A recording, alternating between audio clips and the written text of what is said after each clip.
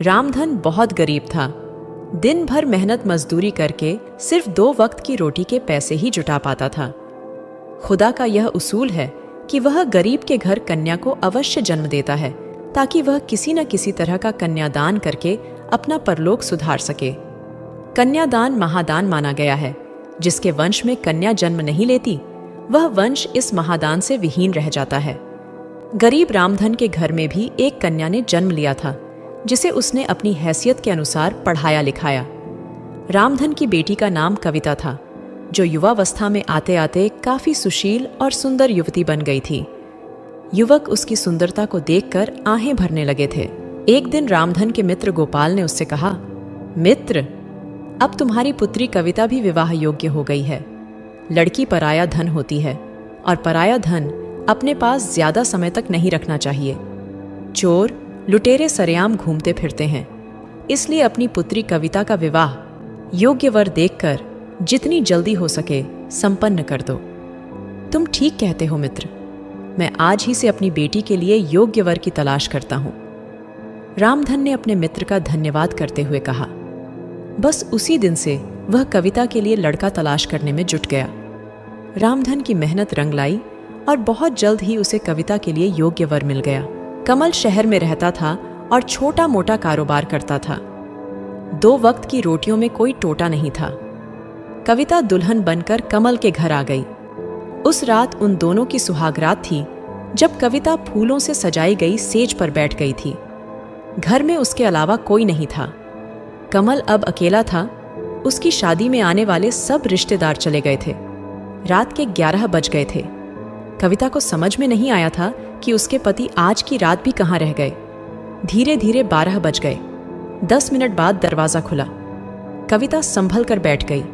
उसने घूंघट और निचा कर लिया। कमल धीरे धीरे चलता हुआ सुहाग सेज के पास आया। वह अपने आप पर काबू रखने का पूरा प्रयास कर रहा था। उसके कदम लड़खड़ा रहे थे। कविता कलेजा थाम कर रह गई। उसने एक ही नजर में पहचान लिया था कि उसे शराबी पति मिल गया है। एक पल के लिए उसने सोचा कि शायद हो सकता है उसके यार दोस्तों ने इस खुशी के मौके पर पिला दी हो। उसने दिमाग से बात निकाल दी। कमल धीरे धीरे चलता हुआ सेज के पास आया। वह आकर उसके पास बैठ गया। कविता लाज से सिमट गई। उसने गर्दन झुका ली। कमल कई पलों तक बैठा रहा, फिर बोला, मेरी जान कविता, मुझे माफ करना। मैं दोस्तों में फंस गया था। उन्होंने जबरदस्ती पिला दी थी। कविता ने कोई जवाब नहीं दिया। नाराज हो मेरी रानी? कमल ने कहकर धीरे से हाथ बढ़ाया और उसका घूंघट उलट दिया। कविता ने जरा सा भी विरोध नहीं किया, केवल इसलिए कि यदि उसने विरोध किया तो कहीं साड़ी न फट जाए। शराबी का क्या भरोसा। कमल के सम्मुख जैसे चांद निकल आया। वह कई पलों तक कविता को एकटक देखता रहा, फिर उसने उसे अपने करीब खींच लिया। कविता ने कोई विरोध नहीं किया। वे दोनों इस वक्त काफी करीब आ गए थे। उन्हें लगा जैसे वक्त थम गया है, लेकिन यह उनका वहम था। रात मध्यम गति से बीत रही थी।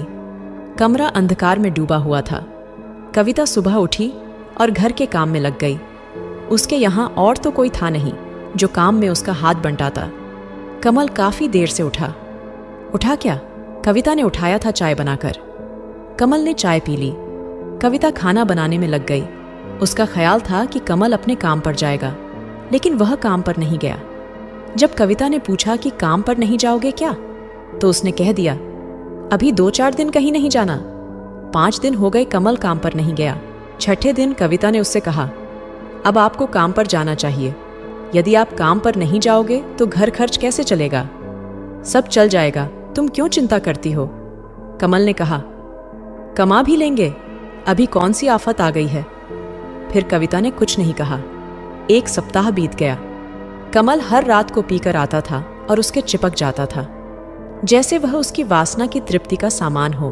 कविता बुरी तरह परेशान थी, परंतु करे तो क्या करें। उसने कई बार दबी जुबान से कहा भी था कि आपको शराब नहीं पीनी चाहिए, लेकिन कमल ने उसकी बात पर कोई ध्यान नहीं दिया। उसके घर से उसके पिता आए और कविता को कुछ दिन के लिए अपने साथ ले गए। 2 दिन बाद कमल उसे फिर ले आया। उस दिन शाम को कमल के 2 मित्र घर में ही आ गए। उन तीनों ने एक साथ बैठकर शराब पी। कविता को यह सब अच्छा नहीं लग रहा था, परंतु करती क्या, मजबूर थी। वह जाकर अपने कमरे में बिस्तर पर बैठ गई। उसका पति और उसके मित्र रात को 11 बजे तक पीते रहे। रात में 11 बजे तक कविता बैठी नहीं रही। उसे नींद आ गई और वह सो गई। उसका तो यह रोज का काम था। उसकी आंख तब खुली जब किसी ने उसे दबोच लिया। उसने आंख खोलकर देखा, उसका पति नहीं था। उसने चीखना चाहा तो उसने उसके मुंह पर हाथ रख दिया। काफी देर तक संघर्ष चलता रहा। आखिर में उसने कविता को किसी हिरणी की भांति दबोच लिया, जैसे कोई सिंह दबोच लेता है। कविता रोती रही। वह उसके चुंगल में कसमसाती रही और उसकी आबरू लुटती रही थी। वह सोच रही थी कि उसका पति किस काम का, जिसे इस बात का भी ज्ञान नहीं कि उसकी पत्नी के साथ क्या हो रहा है। उसके पति का वह साथी अपनी मनमानी करके चला गया। रात्रि के करीब 3 बजे उसका पति कमल उसके पास लड़खड़ाते हुए कदमों से आया। उसने कविता को छूना चाहा तो उसने उसे दूसरी ओर धकेल दिया। वह पलंग से नीचे गिर पड़ा। बेशर्म, तुम्हें डूब मरना चाहिए, कविता ने पागलों के समान चीखते हुए कहा। क्यों, क्या हुआ? यह तुम पूछते हो क्या हुआ? कविता ने उसी तरह चीखकर कहा। जिन्हें तुम अपना दोस्त कहते हो, जिनके साथ तुम शराब पीते हो, जानते हो उनमें से एक ने क्या किया? क्या किया? उसने मुझे कहीं का नहीं छोड़ा। अच्छा, तो तुम इस वजह से नाराज हो? उसने बेशर्मों की तरह हंसते हुए कहा। अरे रानी, कोई बात नहीं, वह बहुत पैसे वाला है, उसके आने से मुझे कोई ऐतराज नहीं है, कमल ने एक जोरदार ठहाका लगाते हुए कहा। ओह हाँ रानी। अब हर बात कविता की समझ में आ चुकी थी। वह समझ गई थी कि उसको उसके पास भेजने वाला उसका अपना पति ही था।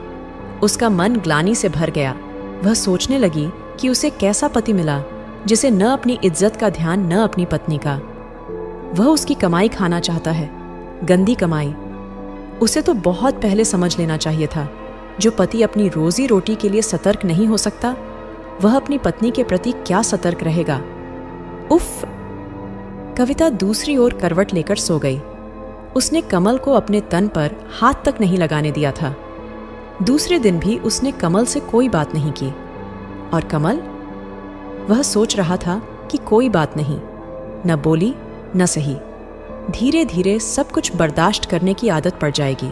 रात को जिस समय कमल शराब पीकर कमरे में आया, उस समय कविता अपनी किस्मत पर रो रही थी कि उसने पिछले जन्म में कौन सा पाप किया था कि उसको कमल जैसा पति मिला, जिसे उसकी इज्जत का कोई ख्याल नहीं है और अपने हाथों से अपनी पत्नी को दूसरों को सौंप रहा है।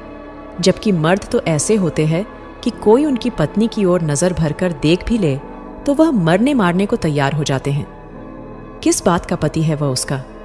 क्या केवल नाम का, या उसके द्वारा वह स्वयं धन पैदा करना चाहता है? ग्लानि से बुरी तरह मन भर गया उसका। कमल ने कविता को हाथ लगाया। कविता ने उसका हाथ झटक दिया और कहा, तुम्हें मेरे जिस्म पर हाथ लगाने का कोई अधिकार नहीं है। क्यों? उसने कहा। तुम मेरी पत्नी हो। किस बात के पति हो तुम? कविता ने कहा।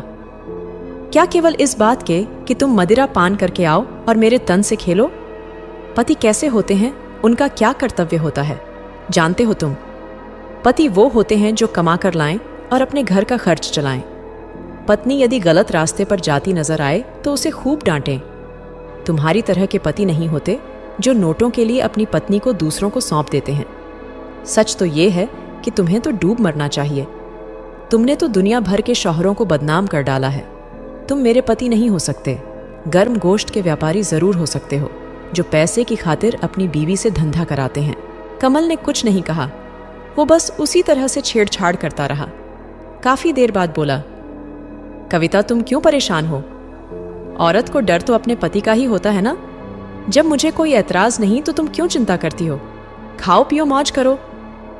क्या कहूं तुम्हें? क्रोधित कविता बोली।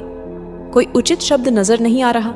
हाँ, यदि तुम्हारे स्थान पर मैं होती और मेरे स्थान पर तुम होते तो अब तक तुम्हारी उस नीच और जलील दोस्त की गर्दन कलम कर चुकी होती और स्वयं अपने को गोली मार ली होती। इस संसार में केवल इज्जत ही तो है, और यदि वह भी समाप्त हो गई तो फिर बचा क्या? कविता ने कहा। सुनो कमल, वैसे तो मेरी नजरों में अब तुम्हारी कोई इज्जत नहीं रह गई, लेकिन फिर भी एक बात याद रखना, इस तरह की हरकत मेरे साथ दोबारा कराने का प्रयास भूलकर भी न करना। यदि ऐसी घिनौनी हरकत तुमने फिर की तो मैं अपने आप को समाप्त कर दूंगी। कविता: हाँ, ये तुम क्या पागलों जैसी बातें कर रही हो? उसने कहा, नारी का फर्ज है कि वह अपने पति का कहना माने। अगर तुम्हारे ऐसे विचार है तो तुम किसी और के साथ शादी कर लो और उससे यह सब कराना। मैं कल ही अपने घर चली जाऊंगी और तुम्हें तलाक दे दूंगी। इस तरह का नरक समान जीवन कम से कम मुझे तो बर्दाश्त नहीं है। क्यों पागल हो रही हो कविता? कमल ने कहा, मैं कौन सा तुमसे रोज किसी के साथ ऐसा करने को कह रहा हूं। कभी कभार कोई आ गया तो ठीक है, नहीं तो नहीं। तुम क्या समझते हो मुझे? उसने कहा, मैं कोई वेश्या हूं जो अपने तन का सौदा करके तुम्हारा पेट भरूंगी।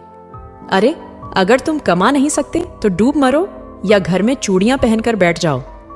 नारी तो पुरुष की इज्जत होती है। किसी ने कहा है, नारी सर्वत्र पूज्यन्ते। कहते कहते कविता हाँफने लगी और कुछ देर खामोश रहने के बाद उसने कहा, तुम इन सब बातों को तभी समझ सकते हो जब तुम्हें अपनी इज्जत का ख्याल हो। तुमने तो ये अंगूर की बोतल ऐसी गले लगा रखी है जिसने तुम्हारे सोचने समझने की शक्ति को समाप्त कर दिया है। अगर तुम में थोड़ी बहुत भी बुद्धि है तो इस शराब को छोड़ो और अपना काम करो। शराब पीने वालों का यही हाल होता है, उनके घर बर्बाद हो जाते हैं। सच यही है, शराब आदमी को सोचने समझने की शक्ति को समाप्त कर देती है। कमल ने उसके बाद कुछ नहीं कहा। वह दूसरी ओर करवट लेकर सो गया। कविता भी करवट लेकर लेटी रही। कविता ने इस बात का पक्का निश्चय कर लिया था कि यदि इस बार उसके पति ने इस प्रकार की हरकत कराने की कोशिश की तो वह अपनी जान दे देगी। 15 दिन गुजर गए, कोई बात नहीं हुई। कमल ने काम पर जाना प्रारंभ कर दिया था, लेकिन उसने शराब पीनी बंद नहीं की थी। कविता ने उससे बोलना शुरू कर दिया था। उसने सोचा था कि शायद उस दिन की बातों का उस पर असर हो गया है और वह सीधी राह पर आ गया है। कभी कभी ऐसा भी हो जाता कि आदमी को कोई बात लग जाती है, लेकिन कहते हैं ना कि कुत्ते की पूंछ 12 साल तक नलकी में रखो, जब निकलेगी टेढ़ी ही निकलेगी। कमल ने यह देखने के लिए कि अब वह क्या करती है, एक रात को फिर उसने अपने एक साथी को कविता के कमरे में भेज दिया। जब उसने जाकर उसे छुआ और उसकी आंख खुली तो उसने उसे पूरी शक्ति के साथ दूर ढकेल दिया। बचाओ! वह चीखी भी, परंतु बचाने कौन आता? उसे भेजने वाला तो उसका अपना पति ही था, जो अपनी पत्नी के शरीर को बेचकर उसकी कमाई खाना चाहता था। पुरुष के समक्ष नारी कमजोर होती है।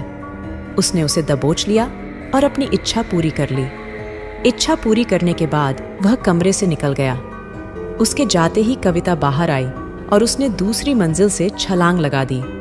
नीचे सड़क पर उसका सिर लगा, सिर फट गया और वह एक ही पल में स्वर्ग सिधार गई।